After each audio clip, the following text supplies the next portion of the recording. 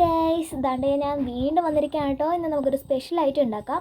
ഇതാണ് കേട്ടോ നമ്മളിന്ന് ഉണ്ടാക്കാൻ പോകുന്നത്. നമ്മുടെ ബോട്ടിയാണ് കേട്ടോ. ഇത് ബോട്ടി ഫ്രൈ ചെയ്യാനാണ് നമ്മൾ പോകുന്നത്. ഞാൻ ഈ സാധനം അധികം ഉണ്ടാക്കിയിട്ടില്ല, പക്ഷേ എനിക്ക് എൻ്റെ ആൻറ്റി പറഞ്ഞു തന്ന റെസിപ്പി വെച്ചിട്ടാണ് കേട്ടോ ഞാൻ ചെയ്യുന്നത്.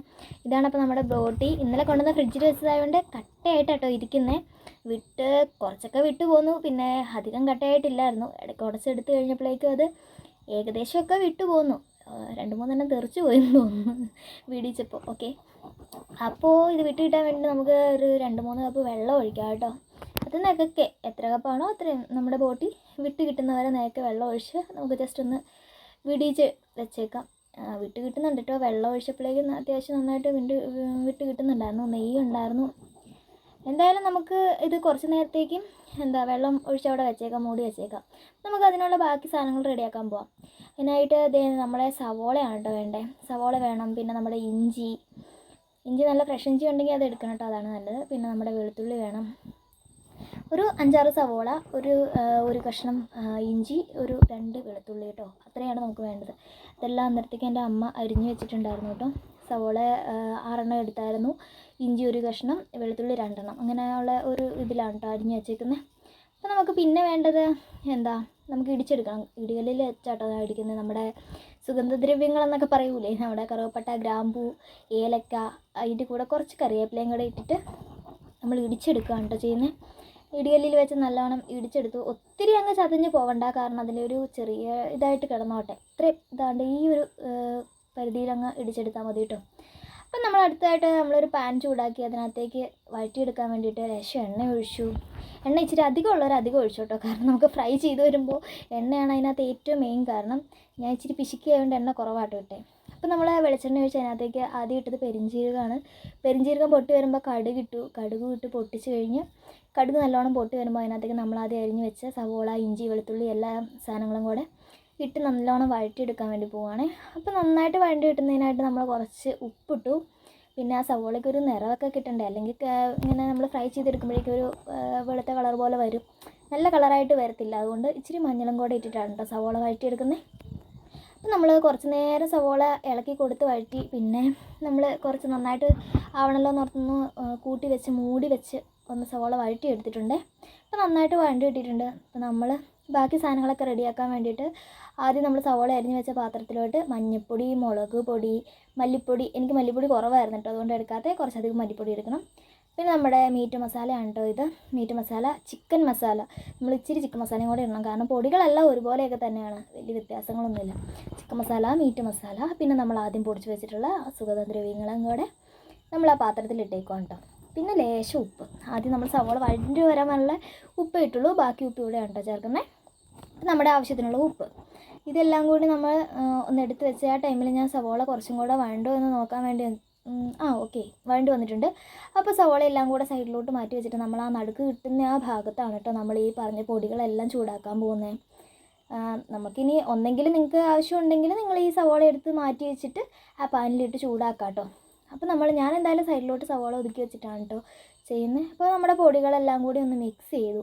ഇപ്പോൾ എടുത്ത് വെച്ച മഞ്ഞൾപ്പൊടി, മുളക് പൊടി, എല്ലാ സാധനങ്ങളും കൂടെ ഇപ്പോൾ ആ പാത്രത്തിൽ എടുത്ത് വെച്ചെന്ന് പറഞ്ഞില്ലേ, അതെല്ലാം കൂടി ഒന്ന് മിക്സ് ചെയ്തിട്ട് നമ്മൾ ആ സവോള വഴറ്റി വെച്ചതിൻ്റെ നടുഭാഗത്തോട്ടിട്ട് നല്ലോണം ഇളക്കി കൊടുത്ത് ആ പൊടികളെല്ലാം ഒന്ന് വറുത്തെടുക്കാനാണ് കേട്ടോ പോകുന്നത്.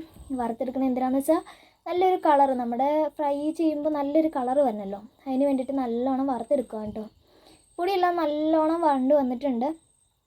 നല്ലോണം നിങ്ങൾക്ക് കാണാൻ പറ്റുന്നുണ്ട്. അതാണ്ട് പൊടികളെല്ലാം നല്ല ഒരു ബ്രൗൺ കളർ പോലെ വന്നിട്ടുണ്ട്. അപ്പോഴേക്കും നമ്മൾ ആ സവോളയും കൂടി ഇട്ട് മിക്സ് ചെയ്തപ്പോൾ എനിക്ക് കുറച്ച് കളർ ഒരു കുറവ് പോലെ തോന്നിയതുകൊണ്ട് ഞാൻ ആ സവോളയുടെ കൂടെ തന്നെ കുറച്ച് നേരം ഇളക്കി കൊടുത്തുകൊണ്ടിരുന്നു. കാരണം ആദ്യം ലോ ഫ്ലെയിമിൽ ഇട്ടിട്ടാണ് നമ്മൾ പൊടി വറുത്തെടുത്തത്. അപ്പോൾ ഒരു കളർ കുറവ് വന്നുകൊണ്ട് ഒരു മീഡിയം ഫ്ലെയിമിലിട്ടിട്ട് കുറച്ച് നേരം കൂടി ഞാൻ ആ പൊടി ആ സവോളയുടെ കൂടെ ഇട്ടൊന്ന് വഴറ്റി കൊടുത്തു കേട്ടോ. ഇപ്പോൾ ഏകദേശം കളറൊക്കെ ആയിട്ടുണ്ട്. ഇപ്പോൾ ഒരു ബ്രൗൺ കളർ പോലെ വന്നത് നിങ്ങൾക്ക് കാണാൻ പറ്റുന്നുണ്ട് കേട്ടോ. എനിക്ക് തോന്നി ഏകദേശം ഓക്കെ ആയിട്ടുണ്ട്, നമ്മുടെ മസാല റെഡി ആയിട്ടുണ്ട്. അപ്പോൾ നമുക്ക് അടുത്ത പരിപാടിയിലേക്ക് പോകാമെന്ന് വെച്ചിട്ട് ഞാനാണെങ്കിൽ അതെല്ലാം കൂടി ഒന്ന് ഇളക്കി കൊടുത്തിട്ട് അതിനകത്തേക്ക് ആദ്യം 1 ഗ്ലാസ് വെള്ളം ഒഴിച്ചു. അത് കഴിഞ്ഞാൽ പൊടികളെല്ലാം ഒന്ന് കരിഞ്ഞു പോകാതിരിക്കാൻ വേണ്ടിയിട്ട് ഒന്ന് മിക്സ് ചെയ്ത് വെച്ചു കേട്ടോ ആ വെള്ളത്തിൽ. അപ്പോൾ എനിക്ക് തോന്നി ഓക്കെ, പാകത്തിനുള്ള പൊടി കരിയാതിരിക്കാനുള്ള വെള്ളമായി. എങ്കിലും അത് പോരല്ലോ, നമുക്ക് ഒന്ന് ഫ്രൈ ആക്കി എടുക്കാൻ കുറച്ച് വെന്ത് വരണ്ടേ. അതിന് വേണ്ടിയിട്ട് നമ്മൾ ഒരു 2 ഗ്ലാസ് വെള്ളം കൂടെ ഒഴിച്ചിട്ടുണ്ട് കേട്ടോ അതിനകത്തേക്ക്. 2 ഗ്ലാസ് ഒഴിച്ചുള്ളൂ, അധികം ഒന്നും ഒഴിച്ചില്ല, കാരണം 2 ഗ്ലാസ് വെള്ളം മതി നമുക്ക്. പിന്നെ നമ്മൾ ബോട്ടി വേവിക്കുമ്പോൾ ആദ്യം നമ്മൾ കുക്കറിലിട്ട് വേവിച്ചാൽ നല്ലതാണ് കേട്ടോ. കാരണം കുക്കറിലാണെങ്കിൽ ഒരു 3-4 വിസിലൊക്കെ വരുന്നത് വരെ ആ ബോട്ടി ഇരുന്ന് വേവണം. കാരണം അതിന് നല്ല അത്യാവശ്യം വേവുള്ള സാധനമാണ്. അപ്പോൾ നമ്മൾ എന്തായാലും പാനിലാട്ടോ ഉണ്ടാക്കുന്നത്. അപ്പോൾ നമ്മൾ കഴുകി വൃത്തിയാക്കിയ ബോട്ടി എടുത്തുകൊണ്ട് വന്ന് നമ്മൾ ആ ചൂടായ ആ മസാലയിലേക്ക് കുറച്ചായിട്ട് ഇട്ട് കൊടുത്തേക്കുന്നത് കേട്ടോ. ഒറ്റയടിക്ക് എല്ലാം കൂടി ഇട്ട് കൊടുത്താൽ നമ്മുടെ മസാല എല്ലാ കഷ്ണത്തിലും പിടിക്കുകയില്ല. അതുകൊണ്ട് കുറച്ചായിട്ട് ബോട്ടി ഓരോ ഭാഗങ്ങളായിട്ട് കുറച്ചിട്ടിട്ട് നമ്മൾ ആ മസാല സെറ്റ് ചെയ്തിട്ട് പിന്നെ ബാക്കി ഇട്ട് കൊടുത്ത് വീണ്ടും ഇളക്കി കൊടുത്ത് അങ്ങനെ ഒരു 2-3 ട്രിപ്പായിട്ട് നമ്മൾ ആ മസാല പിടിച്ച് വരാൻ പാകത്തിന് ഇളക്കി കൊടുക്കണം കേട്ടോ. അപ്പം ഞാൻ അങ്ങനെയാണ് കേട്ടോ ചെയ്തേക്കുന്നത്. അങ്ങനെയാണ് എല്ലാവരും ചെയ്യേണ്ടത്. കാരണം നമ്മുടെ എല്ലാ കഷ്ണത്തിലും മസാല നല്ലോണം പിടിക്കണം. പിന്നെ നമ്മുടെ ബോട്ടി നന്നായിട്ട് വേവാൻ വേണ്ടിയിട്ട് ഇപ്പോൾ ഈ ഫ്രൈഡ് ഒരു ലുക്കായിട്ടില്ല, ഇപ്പോൾ കറിയാണ് കേട്ടോ, കറിയുടെ ലുക്കാണ് അയക്കുന്നത്. അപ്പോൾ നമ്മൾ കഷ്ണങ്ങളെല്ലാം ഇട്ട് കൊടുത്ത് എല്ലാത്തേലും അരപ്പ് ആകാൻ പാകത്തിന് വെച്ചിട്ട് അത്യാവശ്യം വെള്ളം എല്ലാം പൊങ്ങി വന്നിട്ടുണ്ട്. അപ്പോൾ നമ്മൾ കുറച്ച് നേരം വേവാൻ വേണ്ടി വെക്കുകയാണ് കേട്ടോ. ഇനി എല്ലാം ഒന്ന് സെറ്റ് ചെയ്ത് വെച്ചിട്ട് നമ്മൾ മൂടി വെക്കണം കേട്ടോ. അപ്പോൾ അതിന് വേണ്ടിയിട്ട് ഞാൻ എല്ലാം ഒന്ന് റെഡിയാക്കി, വെള്ളമൊക്കെ അത്യാവശ്യത്തിനുണ്ട്, അതുകൊണ്ട് ഞാനത് ഒന്ന് മൂടി വെക്കാൻ പോകാം കേട്ടോ. നമ്മൾ മൂടി വെച്ചൊരു അരമണിക്കൂർ വേണം, കാരണം അരമണിക്കൂർ വേവുണ്ട്. അരമണിക്കൂറായപ്പോഴേക്കും എനിക്ക് തിടുക്കമായി. ഞാനത് തുറന്ന് നോക്കി, വെന്തിട്ടില്ല. വെന്തോന്നറിയാൻ ഞാൻ ഒന്ന് ടേസ്റ്റ് ചെയ്ത് നോക്കി. അപ്പോൾ എനിക്ക് വെന്തിട്ടില്ല എന്ന് തോന്നിയതുകൊണ്ട് ഞാൻ ഒന്നും കൂടെ മൂടി വെച്ചേക്കാം. പക്ഷേ സംഭവം സെറ്റാണ്, നല്ല തിളച്ച് മറിഞ്ഞ് വരുന്നുണ്ട്. അപ്പം ഞാൻ ഒന്നും കൂടെ മൂടി വെച്ചേക്കാമെന്ന് ഓർത്ത് ഒന്നും കൂടി നേരെ അടച്ച് വെച്ചു. പിന്നെ ഒരു 15 മിനിറ്റും കൂടെ വേവിച്ചിട്ട് ഞാൻ തുറന്ന് നോക്കി. ഇപ്പോൾ ഏകദേശം സാധനം സെറ്റായിട്ടുണ്ട്.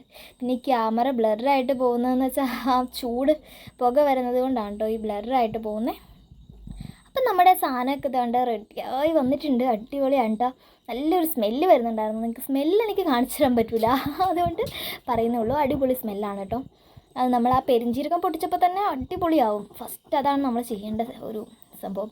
അപ്പോൾ ഓക്കെ, ഇതാണ് കേട്ടോ നമ്മുടെ ഫ്രൈ ആയി വരുന്നുണ്ട്. പക്ഷേ അത്ര അങ്ങ് സെറ്റായിട്ടില്ല. അതുകൊണ്ട് തന്നെ നമ്മൾ കുറച്ച് നേരം കൂടി ഒന്ന് ഇളക്കി കൊടുത്ത് നല്ലോണം വഴറ്റിയെടുക്കണം. ഒരു 10 മിനിറ്റോടെ നമ്മൾ തുറന്ന് വെച്ച് തന്നെ നന്നായിട്ട് ഇളക്കി കൊടുത്ത് ആ സാധനം ഒരു ബ്ലാക്ക് കളർ, ബ്ലാക്ക് അല്ല, ഒരു ബ്രൗൺ ഷെയ്ഡിൽ നല്ലോണം നമ്മുടെ കഷ്ണങ്ങളെല്ലാം നല്ല ബ്രൗൺ ഷെയ്ഡിൽ വരും കേട്ടോ. അപ്പം നമ്മുടെ സംഭവം എല്ലാം സെറ്റായിട്ടുണ്ട്. ഞാനൊരു അലങ്കാരത്തിന് വേണ്ടിയിട്ട് കുറച്ച് കറിവേപ്പില, മല്ലിയിലയുള്ളൊരു മല്ലിയില ഇട്ടോട്ടോ, ഒരു അലങ്കാരത്തിന് വേണ്ടിയും. പിന്നെ കുറച്ച് ടേസ്റ്റ് വ്യത്യാസം വരും കേട്ടോ. കുറച്ച് നേരം നമ്മൾ കറിവേപ്പിലയൊക്കെ ഇട്ട് അതിൻ്റെ മുകളിലിട്ട് ഞാൻ കുറച്ച് നേരം മൂടി വെച്ചു കേട്ടോ. മൂടി വെച്ചിട്ട് ഒരു 5 മിനിറ്റ് കഴിഞ്ഞ് അത് തുറക്കുമ്പോൾ നല്ലൊരു സ്മെല്ല് വരും. അതുപോലെ തന്നെ ഞാൻ ടേസ്റ്റ് ചെയ്ത് നോക്കി, അടിപൊളിയാണ് കേട്ടോ. അപ്പോൾ പറ്റുന്നവരെല്ലാം ഒന്ന് ട്രൈ ചെയ്യണേ. ഇതാണ് കേട്ടോ നമ്മുടെ ഫൈനൽ ലുക്ക്. എല്ലാവരും അടിപൊളിയാണ്. നിങ്ങളെല്ലാവരും പറ്റുന്നവർ ഇഷ്ടമുള്ളവർ ട്രൈ ചെയ്യണം കേട്ടോ. അപ്പോൾ ഓക്കെ, അടുത്ത വീഡിയോ ആയിട്ട് കാണാം. ഓക്കെ, ടാറ്റാ.